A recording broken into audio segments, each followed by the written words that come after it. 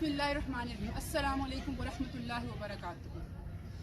हम PBF international college H9 Islamabad का staff खड़े हैं और हम लोगों को कुछ प्रॉब्लम्स हैं जो जिसके लिए आज हम सब इकट्ठे हुए हैं। ऑलमोस्ट 2 मंथ्स हो गए हम लोगों को सैलरीज नहीं दी गई।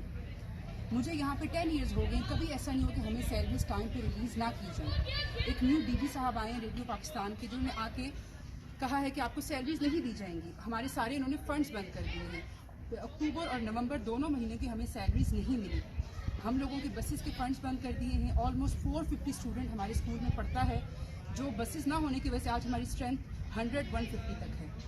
बच्चों के बोर्ड के एग्जाम्स होने वाले हैं और उनको पढ़ाई का इतना खर्च किया जा रहा है इस वक्त पर जो पीक टाइम है, और ना हमें फंड्स दिए जा रहे हैं। हम लोग इसलिए सब इकट्ठे हुए हैं कि हम लोग 1 महीना हो गया है रोज जाते हैं रेडियो पाकिस्तान और हमें कहा जाता है कि आपको अभी नहीं, बाद में दी जाएगी। तो आज हम इसलिए इकट्ठे हुए हैं कि आज ये लास्ट डे है। अगर हमारा मुतालबात ना मानेंगे तो हम लोग कल प्रोटेस्ट करेंगे, हम लोग सब रोड्स पे होंगे। तो हमें कोई ब्लेम ना करे। शुक्रिया।